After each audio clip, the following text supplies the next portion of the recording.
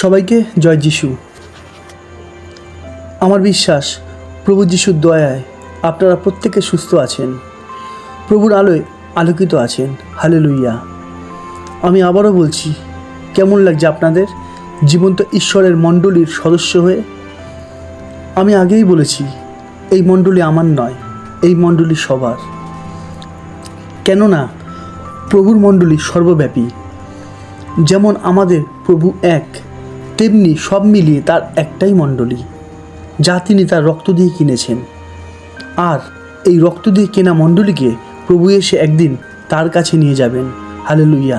যেমন তিনি প্রতিজ্ঞা করেছেন যোহন 14:3 আর আমি যখন যাই ও তোমাদের জন্য স্থান প্রস্তুত করি, তখন পুনর্বার আসিব এবং আমার নিকটে তোমাদেরকে লইয়া যাব, যেন আমি যেখানে থাকি তোমরাও সেইখানে থাকো। আর তাই তো আমরা একে অপরকে না চিনলেও আমরা কিন্তু আত্মার আত্মীয় হয়ে গেছি। আমেন। আমি আপনাদের প্রত্যেককে হৃদয় দিয়ে স্বাগত জানাচ্ছি আমার এই চ্যানেল জীবন্ত ঈশ্বরের মণ্ডলীতে। হ্যাঁ, আমি আবারও বলছি, কমেন্টে এসে ঈশ্বরের ধন্যবাদ আর গৌরব করার জন্য আমি আপনাদের জন্য খুবই আনন্দিত হয়েছি। এইভাবেই যেন আমাদের এই মুখ থেকে শুধুমাত্র তারই ধন্যবাদ, গৌরব আর প্রশংসা বেরোতে থাকে। আমি আবারও বলছি, জীবনে যাই হয়ে যাক না কেন, আপনারা প্রভুর উপর বিশ্বাসে দাঁড়িয়ে থাকবেন। কেননা শয়তান মারাত্মকভাবে চাইবে যেন আপনারা তার শিক্ষা শুনতে না পান। কেননা লেখা আছে 2 করন্থীয় 4:4, তাহাদের মধ্যে এই যুগের দেব অবিশ্বাসীদের মন অন্ধ করিয়াছে, যেন ঈশ্বরের প্রতিমূর্তি যে খ্রিস্ট, তাহার গৌরবের সুসমাচার দীপ্তি তাহাদের প্রতি উদয় না হয়। কিন্তু আমাদের চিন্তা বা ভয় নেই। কেন আমাদের চিন্তা বা ভয় নেই? কারণ আমাদের জন্য প্রভু চিন্তা করছেন। হালেলুইয়া। যা লেখা আছে 1 পিতর 5:7, তোমাদের সমস্ত ভাবনার ভার তাহার উপর ফেলিয়ে দাও, কেননা তিনি তোমাদের জন্য চিন্তা করেন। আসুন আমরা প্রার্থনা করি। প্রভু, তোমায় ধন্যবাদ দিয়ে এই সুন্দর সময় সুযোগ আমাদের প্রত্যেককে তুমি করে দিয়েছ। প্রভু, তুমি তো জানো যে আমরা মনুষ্য মাত্র, তাই তোমার পথে চলতে তুমি আমাদের শক্তি দাও। কেননা তোমার নামে সমস্তই সম্ভব। জ্ঞান দাও, বুদ্ধি দাও, যেন শুধু তোমারই পথে চলতে পারি। এই প্রার্থনা যিশু নামে চাইলাম। আমেন। আজকের বিষয় শুরু করার আগে আমি একটা বিশেষ ঘোষণা করতে চাই। যারা মনে করেন যে আমরা এই জীবন্ত ঈশ্বরের মণ্ডলীর সদস্য, তারা তো দেখেছেন যে প্রভুর কাছে কত রকম সমস্যার জন্য কমেন্টে প্রার্থনার নিবেদন আসছে, তাই না? আমি তো অবশ্যই প্রার্থনা করব, কিন্তু আমি চাই যে প্রত্যেক মাসে একটা করে উপবাস প্রার্থনা আপনারাও করুন। এই বলে যে প্রভু, তোমার কাছে কেউ কোনো দিন খালি হাতে ফেরত যায়নি, তাই আজও যাবে না। তাই প্রভু গো, যারা তোমার এই জীবন্ত মণ্ডলীতে প্রার্থনার নিবেদনগুলো জানাচ্ছে, আমরা তাদের জন্য প্রার্থনা করি। তুমি প্রত্যেককে সুস্থ করো, প্রত্যেকের সমস্যা দূর করো। যিশু নামে চাই। আমেন। আপনি কি মাসে একটা উপবাস করতে পারবেন না আপনার ভাই বোন মা বাবার জন্য? কেননা আমরা অচেনা হলেও আমরা তো একই পিতার সন্তান, তাই না?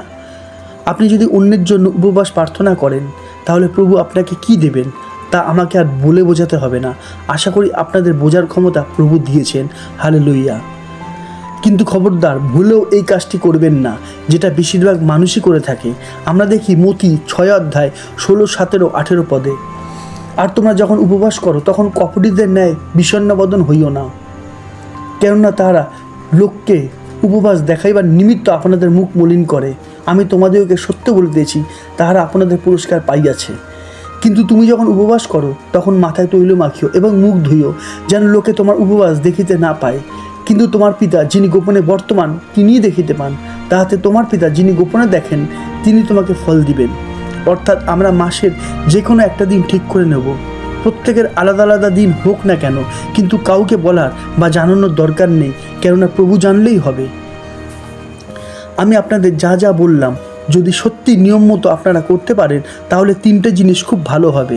1, প্রত্যেকটা মানুষ প্রার্থনার উত্তর পাবে আর প্রভুর গৌরব করতে পারবে।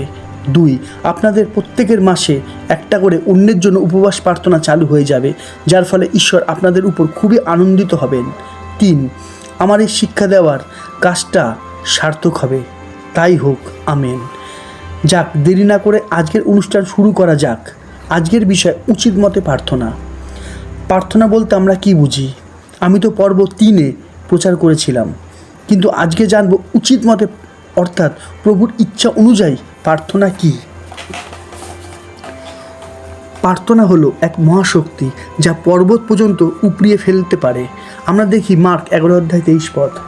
আমি তোমাদিগকে সত্য কইতেছি, যে কেউ এই পর্বতকে বলে উপড়িয়া যাও আর সমুদ্রে গিয়া পড়ো, এবং মনে মনে সন্দেহ না করে, কিন্তু বিশ্বাস করে যে যাহা বলে তাহা ঘটিবে, তবে তাহার জন্য তাহাই হইবে। কিন্তু সত্যি করে বলি তো, এই শক্তিটা শুধুমাত্র আমরা নিজেদের জন্যই ব্যবহার করি, তাই না? আমাদের একমাত্র পিতা কে? যদি বিশ্বাস করেন প্রভু যীশু, তাহলে বাবার কথা শুনবেন না, অন্য মানুষের কথা শুনবেন। বাবা কেমন করে প্রার্থনা করতে শিখিয়েছেন আমরা দেখি মথি 6:9-10। অতএব তোমরা এই মতো প্রার্থনা করিও, হে আমাদের স্বর্গস্থ পিতা, তোমার নাম পবিত্র বলিয়া মান্য হোক, তোমার রাজ্য আসুক, তোমার ইচ্ছাই সিদ্ধ হোক, যেমন স্বর্গে তেমনি পৃথিবীতে হোক। সবচেয়ে বেশি দরকার, সবার আগে প্রভু কার ইচ্ছা পূরণের জন্য প্রার্থনা শিখিয়েছেন। আশা করি বোঝা যাচ্ছে ঈশ্বরের ইচ্ছাই সিদ্ধ হোক।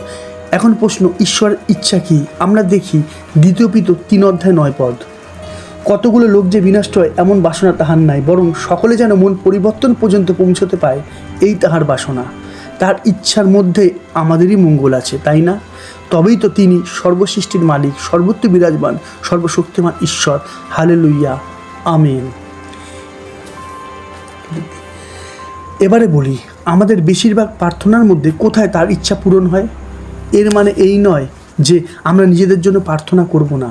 আমাকে ভুল বুঝবেন না, ভালো করে বুঝুন। আমি নিজেদের জন্য প্রার্থনা করতে বারণ করছি না, অবশ্যই করুন। প্রবলেমটা হয় কোথায় আমি বলছি। দেখবেন আমাদের নিজেদের জন্য প্রার্থনা করার সময় হয়ে যায়, কিন্তু অন্যের জন্য প্রার্থনা করার সময় থাকে না, তাই না? যদি অন্যের জন্য প্রার্থনা সবাই করতো, তাহলে তো প্রত্যেক দিন বেশ কিছু সময় ধরেই ঘরে ঘরে প্রার্থনা চলতো, তাই না? এখন প্রশ্ন, কার জন্য প্রার্থনা করব, কি প্রার্থনা করব? আর এই সব প্রশ্নের উত্তর দেব বলেই আমি ঠিক করেছি আজকের বিষয়, উচিত মতে প্রার্থনা। প্রথমে আমরা দেখি রোমীয় 8:26, যেখানে লেখা আছে, কেননা উচিত মতে কি প্রার্থনা করিতে হয় তাহা আমরা জানি না, কিন্তু যদি কেউ ঈশ্বরের ইচ্ছা অনুযায়ী প্রার্থনা করে তবে সে অবশ্যই উত্তর পাবে। আমি না, বাক্য বলছে। আমরা দেখি 1 যোহন 5:14-15। আর তার উদ্দেশ্যে আমরা এই সাহস প্রাপ্ত হইয়াছি যে যদি তার ইচ্ছানুসারে কিছু যাচনা করি তবে তিনি আমাদের যাচনা শুনেন। আর যদি জানি যে আমরা যাহা যাচনা করি তিনি তাহা শুনেন, তবে ইয়াও জানি যে আমরা তাহার কাছে যাহা যাচনা করিয়াছি সে সকলই পাইয়াছি। হালেলুইয়া, কেমন লাগছে? আমরা জানি প্রভু যিশুর শিষ্যেরা প্রভু ইচ্ছা পালন করার জন্যই মৃত্যুবরণ করেছিল, যদিও তারা অবশ্যই জীবিত। তবু প্রভুর জন্যই তো তারা এই পৃথিবীতে অনেক কষ্ট করেছিল, তাই না? আমরা দেখি তাদের প্রার্থনাগুলো আর শিখি ঈশ্বর কোন কোন প্রার্থনায় খুশি হন। আমরা দেখি লুক 10:2। তিনি তাহাদিগকে বলিলেন, শস্য প্রচুর বটে, কিন্তু কার্যকারী লোক অল্প। অতএব শস্যক্ষেত্রে স্বামীর নিকটে প্রার্থনা করো, যেন তিনি নিজ শস্যক্ষেত্রে কার্যকারী লোক পাঠাইয়া দেন। অর্থাৎ সবাই নয়, কিন্তু যারা সত্যিকার ঈশ্বরের রাজ্যের কাজ করছে সেই সব সন্তানদের সেই সব জায়গায় প্রভু ঈশ্বর পাঠিয়ে দেন যেখানে এখনও ঈশ্বরের বাক্যের দরকার আছে। আমেন। আমরা দেখি প্রেরিত 20:24। কিন্তু আমি নিজের প্রাণকেও কিছুর মধ্যে গণ্য করি না, আমার পক্ষে মহামূল্য গণ্য করি না, যেন নিরূপিত পথের শেষ পর্যন্ত দৌড়াতে পারি এবং ঈশ্বরের অনুগ্রহে সুসমাচারের পক্ষে সাক্ষ্য দিবার যে পরিচর্যা পদ প্রভু যীশু হইতে পাইয়াছি তা সমাপ্ত করতে পারি। অর্থাৎ সেই সব সন্তানদের জন্য যারা সত্যিকার ঈশ্বরের ইচ্ছা অনুযায়ী প্রচার করছে, তারা যেন যে কোনো পরিস্থিতির মধ্যেও ঈশ্বরের কাজটা সম্পূর্ণ করতে পারে ও নিজেকে নিয়ে না ভাবে, শুধু প্রভুর ইচ্ছা পূরণ করাই যেন তাদের প্রধান উদ্দেশ্য হয়ে থাকে। আমেন। আমরা দেখি 2 থিসসালনিকীয় 3:1। শেষ কথা এই, হে ভাতৃগণ, আমাদের নিমিত্ত প্রার্থনা করো, যেমন তোমাদের মধ্যে হইতেছে তেমনি প্রভুর বাক্য দ্রুতগতি আর গৌরবান্বিত হয়।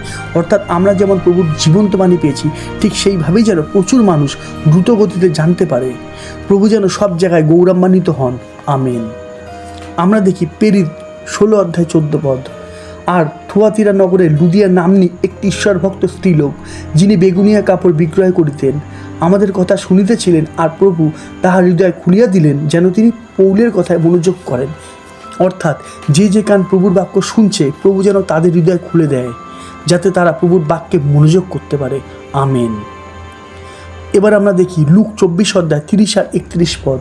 পরে যখন তিনি তাহাদের সঙ্গে ভোজনে বসিলেন, তখন রুটি লইয়া আশীর্বাদ করিলেন এবং ভাঙিয়া তাহাদিওকে দিতে লাগিলেন।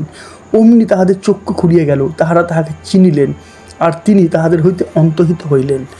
অর্থাৎ প্রভু যেন সেই সব মানুষদের চোখ খুলে দেয় যারা তার জীবন্ত বাণী শুনেছেন, যেন তারা প্রভুকে চিনতে পারে।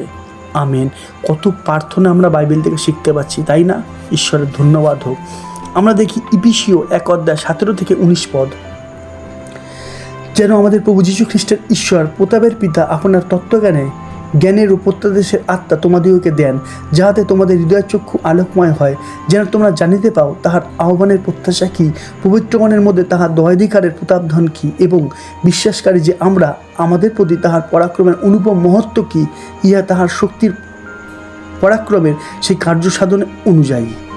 অর্থাৎ প্রভু যেন প্রত্যেকের জ্ঞানের ও প্রত্যাদেশের আত্মা দেন, যাতে করে প্রত্যেকের হৃদয়ের চোখ আলোকিত হয়, আর প্রত্যেকে যেন বুঝতে পারে যে কেন প্রভু আমাদের ডেকেছেন, প্রভু কি চায়, প্রভু যিশুর নাম কতই না শক্তিশালী। আমেন। আমরা দেখি লুক 24 অধ্যায় 44 আর 45 পদ। পরে তিনি তাহাদিওকে কহিলেন, তোমাদের সঙ্গে থাকিতে থাকিতে আমি তোমাদিওকে যাহা বলিয়াছি, আমার সেই বাক্য এই মোশির ব্যবস্থায় ও ভাওবাদীগণের গ্রন্থে এবং গীতসঙ্গীতে আমার বিষয়ে যাহা যাহা লিখিত আছে, সে সকল অবশ্যই পূর্ণ হইবে। তখন তিনি তাহাদের বুদ্ধির দ্বার খুলিয়া দিলেন, যেন তারা শাস্ত্র বুঝিতে পারেন।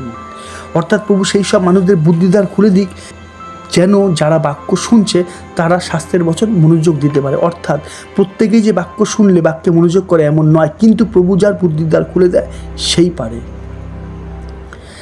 এইবারে আমরা একটু আমাদের জন্য প্রার্থনা চাইব। আমরা দেখি প্রেরিত 14 অধ্যায় 22 পদ, যেখানে লেখা আছে, যাইতে যাইতে তাহারা শিষ্যদের মন সুস্থির করিলেন এবং তাহাদিওকে আশ্বাস দিতে লাগিলেন যেন তাহারা বিশ্বাসে স্থির থাকে। আর কহিলেন, অনেক ক্লেশের মধ্যে দিয়া, আবারও বলছি, অনেক ক্লেশের মধ্যে দিয়ে আমাদেরকে ঈশ্বরের রাজ্যে প্রবেশ করিতে হইবে। অর্থাৎ প্রভু যেন আমাদের শক্তি দেয়, যেন আমরা তার বাক্যে স্থির থাকতে পারি। আর প্রভুর জন্য, হ্যাঁ, শুধুমাত্র প্রভুর জন্যই যেন সমস্ত কষ্ট হাসি মুখে সহ্য করে তার রাজ্যে প্রবেশ করতে পারি। আমেন। আজ এতটাই। কেমন লাগছে? আশা করি বোঝে যাচ্ছি প্রভুর ইচ্ছা অনুযায়ী আর আমাদের ইচ্ছা অনুযায়ী প্রার্থনার মধ্যে কতটা তফাৎ, তাই না? তাই তো প্রভু বলেছেন, বাক্যে লেখা আছে যিশাইয়া 55 অধ্যায় 8 আর 9 পদে, কারণ সদাপ্রভু কহেন, আমার সংকল্প সকল ও তোমাদের সংকল্প সকল এক নয়, এবং তোমাদের পথ সকল ও আমার পথ সকল এক নয়। কারণ ভূতল হইতে আকাশমণ্ডল যত উচ্চ, তোমাদের পথ হইতে আমার পথ ও তোমাদের সংকল্প হইতে আমার সংকল্প তত উচ্চ। হালেলুয়া। আশা করি বোঝা যাচ্ছে। তাই যারা যারা বুঝলেন, আর দেরি কেন, আজ থেকে প্রতিদিন এই প্রার্থনাগুলো করতে শুরু করে দিন। ঈশ্বর আপনাদের মঙ্গল করুন। আমেন। আজ এতটাই। আবার দেখা হবে প্রভুর জীবন্ত বাণীর নতুন এক শিক্ষা নিয়ে। ততক্ষণ সবাইকে জয় যিশু, জয় যিশু, জয় যিশু।